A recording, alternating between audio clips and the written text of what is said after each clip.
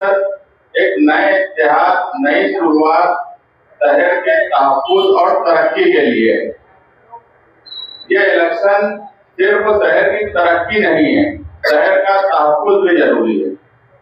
और मालेगांव शहर में सियासत में हमेशा से निहाल अहमद साहब और शेख रशीद साहब, इनके मानने वाले लोग 80% इस शहर में मौजूद है। ये अलग बात है कि अलग अलग वक्त में किसी बहकावे में आ जाते हैं। ये पहला इत्तेहाद होने जा रहा है हम लोगों के बीच में, लेकिन ये शहर भी जानता है कि 80% लोग इनको ही मानने वाले इस शहर में मौजूद हैं। और इस मर्तबा ये इत्तेहाद इसलिए जरूरी है कि नदी के उस पार की जरूरत खत्म हो, इसलिए इलेक्शन से पहले ही हम इत्तेहाद कर ले रहे हैं। हम बहुत बोलते हैं, आम लोग भी बोलते हैं कि 80% टैक्स हम देते हैं, मगर 80% काम हमारे मालेगांव सेंट्रल में या नदी के इस पार नहीं होता। तो हमने ये तय किया है कि 80% काम का प्लान बनाया है कि नदी के इस पार हो, और शहर की 80% आवाम, हमें यकीन है कि हर पैनल में 80% आवाम इस मुश्तरका मालेगांव सेकुलर फ्रंट को वोट देंगी, क्योंकि ये पहला इत्तेहाद होने जा रहा है जो इलेक्शन के लिए अब ऐलान हो रहा है। लेकिन हमने सबसे पहले इत्तेहाद किया शहर के मसाइल को लेकर। इत्तेहाद आप देखेंगे मुल्की सतह पर, रियासती सतह पर इलेक्शन को लेकर होता है।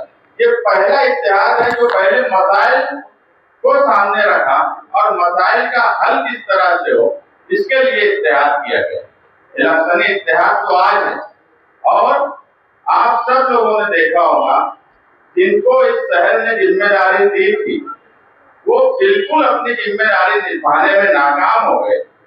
अगर हम माइनॉरिटी डिफेंस कमेटी नहीं बनाए होते तो आज कई 100 लोग जेल में होते। जेल में जो लोग हैं, कई लोगों की जामीन हमने करवाई, कई लोगों के लिए हाईकोर्ट में अपील दाखिल करवाई, वो कोशिश कर रहे हैं। मगर जिस तरीके से सारे मसले कारपोरेशन से उठते हैं, कारपोरेशन को बुनियाद बनाकर मसाइल फिरका परस्त बना रहे हैं, तो ये भी बात सच है कि उसका हल भी वही निकलेगा, और हल निकालने के लिए वहां काबिल लोगों का जाना जरूरी है, जो वहां पर जो डिपार्टमेंट है, अधिकारी है, अफसरान है, उनसे काम लेना जानते हो। हम इससे पहले भी बोले कि अगर हमको इस इत्तेहाद को इख्तियार मिला, और हमें यकीन है कि इस इत्तेहाद को इख्तियार मिलेगा, हम सबसे पहले 1044 लोगों के ऊपर जो गुना दाखिल किया गया है, हम पहला ठहराव ही वो करेंगे कि तहसीलदार की जो ऑर्डर है उसका फॉरेंसिक लैब में जांच की जाए, उसकी साइन की, और उन लोगों को आरोपी से निकाला जाए, क्योंकि उसमें 700 के करीब की शहर की पार्टी। दूसरा, हम देख रहे हैं कि मुसलसल इन 20 सालों में कहीं न कहीं कारपोरेशन में मुसलमानों की तादाद, काम करने वाले अधिकारी अफसरान की कम होती जा रही है, और एक प्लानिंग के तहत फिरका परस्त इधर के कुछ लोगों से मिलकर वहां पर मुसलमान आज आप उंगली पे गिन लेंगे। तो हमारा ये भी प्लान है कि किस तरह से मुसलमान वहां पर नौकरी पर लगे। जो इस शहर में काबिल नौजवान हैं, वो इंजीनियर्स हो, डॉक्टर्स हो, और दूसरे फील्ड के भी काबिल लोग, हम उनको वहां लगाने की कोशिश करेंगे। इसीलिए ये इत्तेहाद इस शहर की तरक्की और तहफ्फुज़ के लिए जरूरी है, और सारे मामला हमने तय कर लिए हैं। कुछ चीजें हैं वो 2-3 रोज में और सामने आ जाएंगी। मैं सिर्फ मालेगांव शहर की आवाम से एक ही अपील करूंगा कि इस मर्तबा सिर्फ एक शहर एक आवाज, मालेगांव सेकुलर फ्रंट, इसी पर एतमाद करके वोट दीजिए। जिनकी जो जिम्मेदारी है, मैं आज आपको यकीन से बोलता हूँ कि वो अपनी जिम्मेदारी या कामकाज की बुनियाद पर वोट मांगने के लिए नहीं आएंगे। वो मजहब का सहारा लेंगे, बिरादरी का सहारा लेंगे। मैं जो एक बात बोला कि 80% मानने वाले लोग इस शहर में निहाल साहब और शेख रशीद साहब के हैं और 80% वोट देने की जिम्मेदारी मालेगांव शहरियान की है। बाकी जो हमने मुश्तरका प्रोग्राम आपके सामने रखा है, उस पर काम करने की जिम्मेदारी हमारी है।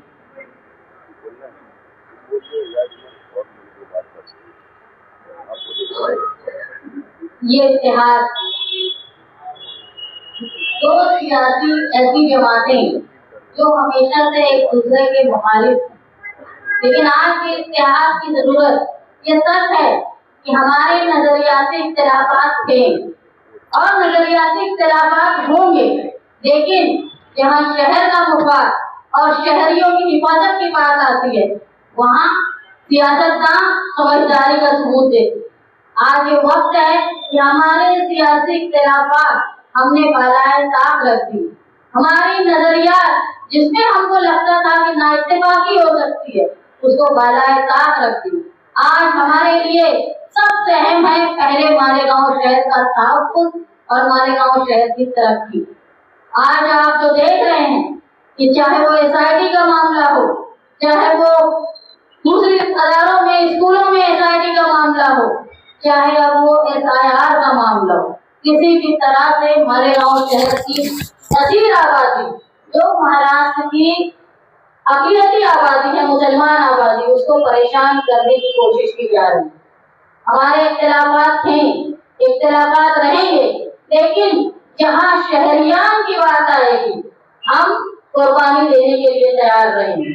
क्योंकि इस शहर में अगर दो सियासी जमात हैं, दो सियासी जमात के बड़े लीडरों का खानदान जुड़ा, तो यकीनन हमारे भी आपसी इख्तिलाफात थे, लेकिन इस शहर में चाहे वो निहाल साहब हो, चाहे शेख रशीद साहब हो, इस शहर में निहाल अहमद को निहाल साहब बनाया, इस शहर ने शेख रशीद को रशीद साहब बनाया। तो इस शहर की हिफाजत ये दो बड़ी सियासी जमात का पहला फरीज़ा है। इसमें हमको जब ये महसूस हुआ कि शहर पर फिरका परस्तों की खतरनाक नजर, और ये सिर्फ SIT के मामले में खत्म हो जाने वाली है, ऐसा नहीं है।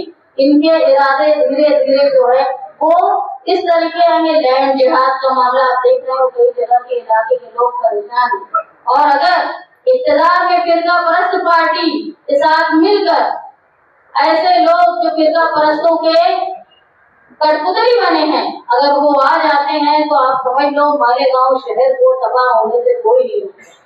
तमाम सियासी नजरियात को बालाए ताक रखते हुए, तमाम बिरादरी, समाज और दूसरी बातों को, मजहबी बातों को बालाए ताक रखते हुए आज वक्त है कि शहर को अपनी हिफाजत के लिए और अपनी तरक्की के लिए मुत्तहिद हो सकता है हमसे लोगों को बहुत ज्यादा नजरियात नहीं मिलते हो, लेकिन जहाँ शहर की हिफाजत की बात आए तो हमको मिलकर साथ चलना। ये भूल जाओ, माजी में देख लो कि जिन पर शहर ने भरोसा किया वो हमेशा आफत के वक्त में अपनी आंखें बंद कर लेते हैं, लेकिन तरक्की की जहाँ बात होती थी, डेवलपमेंट की बात होती थी और आंखें बंद होती थी, उस वक्त शहर ने बर्दाश्त किया। लेकिन आज बात आ गई है हमारे शहरियत की, आज बात आ गई है हमारे घर हमारा है कि नहीं, आज बात ये आ गई है कि हम इस मुल्क के शहरी हैं कि नहीं, बाशिंदे हैं कि नहीं। इसलिए जरूरी है कि मिलकर समझदार लोगों का साथ दें और मालेगांव शहर की तरक्की और तहफ़्फ़ुज़ के लिए मालेगांव सेकुलर फ्रंट का आप साथ दें, ये मैं दरख्वास्त है।